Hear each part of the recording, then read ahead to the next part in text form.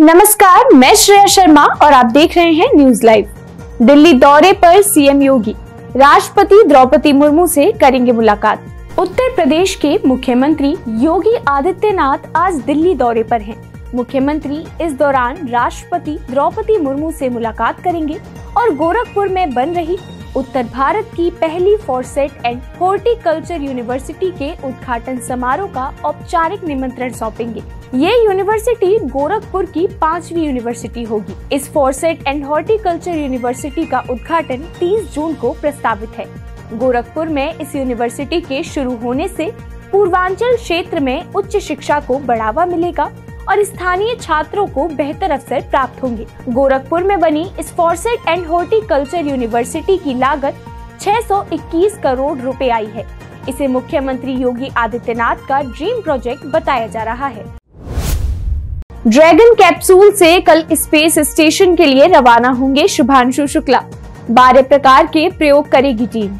एक्सियोन mission 4 के तहत कल स्पेसएक्स के ड्रैगन कैप्सूल के जरिए शुभांशु शुक्ला स्पेस स्टेशन के लिए रवाना होंगे। इस दल में भारत से शुभांशु के साथ अमेरिका के पेगी विटसन, पोलैंड से स्लावोस उनजानस्की और हंगरी के टिबोर कापू होंगे। इस मिशन का टारगेट अंतर्राष्ट्रीय अंतरिक्ष स्टेशन से जुड़ना है। ये दल स्पेस स्टेशन पर 12 प्रयोग करेगा, जिसमें पौधों के बीच और मानव शरीर पर सूक्ष्म गुरुत्वाकर्षण का प्रभाव आदि शामिल है।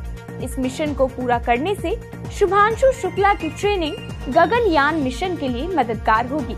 इसके साथ ही निजी अंतरिक्ष मिशनों को बढ़ावा मिलेगा और अंतरिक्ष से जुड़ी रक्षा तकनीकों का विकास होगा।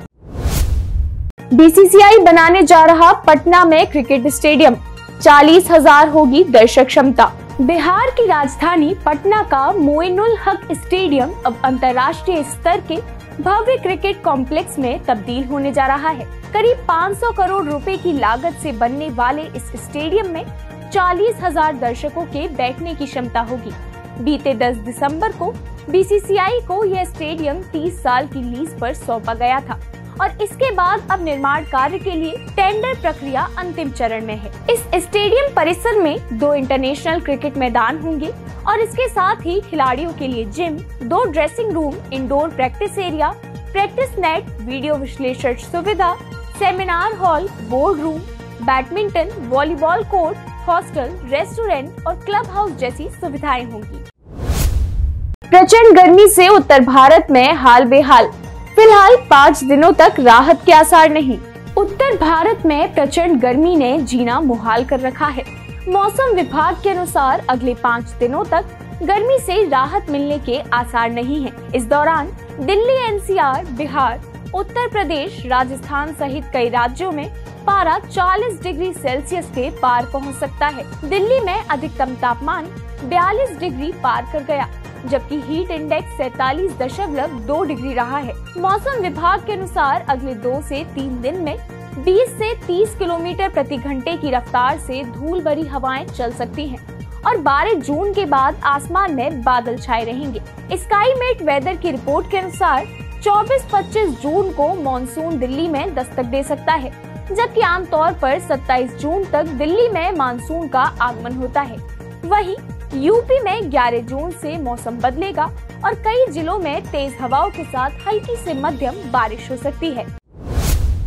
इजराइल ने गाजा जा रहा जहाज पकड़ा, ग्रेटा थनबर्ग समेत 12 एक्टिविस्ट हिरासत में। इजराइल ने गाजा जा रहे फ्रीडम फ्लोटिला गठबंधन के एक मैडलिन जहाज को रोककर जलवायु कार्यकर्ता ग्रेटा थनबर्ग समेत 12 एक्टिविस्ट को हिरासत में ले लिया है। इजरायली विदेश मंत्रालय ने कहा कि मैडलिन जहाज को इजराइल के अशदोद बंदरगाह ले जाया गया है। दावा किया जा रहा है कि इजरायली कमांडो ने मैडलिन जहाज का कम्युनिकेशन बंद कर दिया है। इसके साथ ही जहाज पर सवार सभी लोगों से अपने फोन बंद करने को कहा गया। इजराइल के विदेश मंत्रालय ने एक्स पर पोस्ट में कहा कि ग्रेटा थनबर्ग और अन्य का एकमात्र उद्देश्य केवल प्रचार प्राप्त करना था। दावा किया गया कि पिछले 2 हफ्तों में गाजा में पर्याप्त सहायता पहुंच गई है।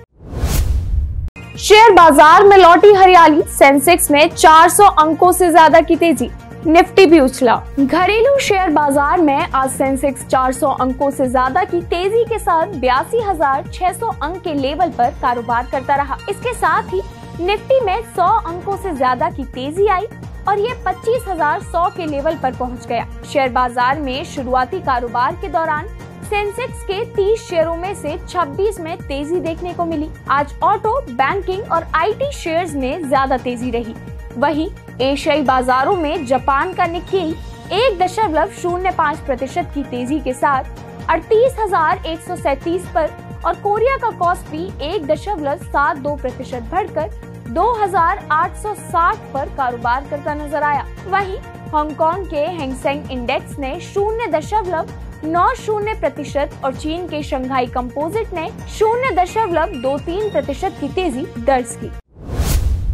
घरेलू सराफा बाजार में हल्की गिरावट, सोने के भाव में आई कमी। सराफा बाजार में आज सोने की कीमतों में हल्की गिरावट दर्ज की गई, जबकि चांदी की कीमतों में तेजी आई है।